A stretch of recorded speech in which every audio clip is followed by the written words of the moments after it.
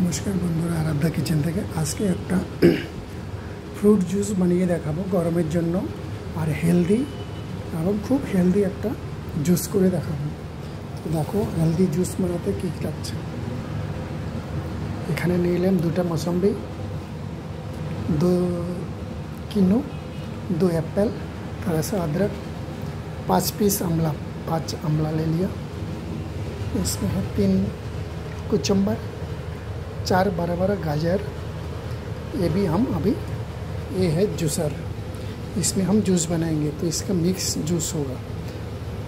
तो देखो ये हम डालेंगे और मिक्स जूस बनेगा।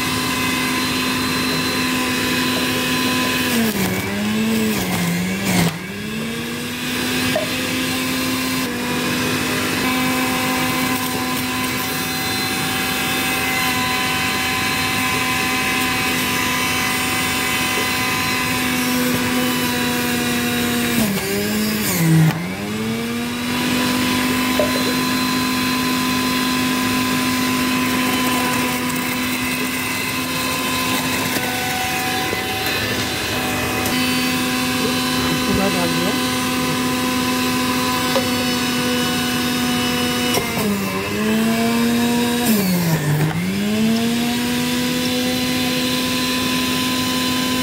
तो बंधुरा देखो जूसटा कि सुंदर रेडी হয়েছে, ছেঁকে নিয়েছি।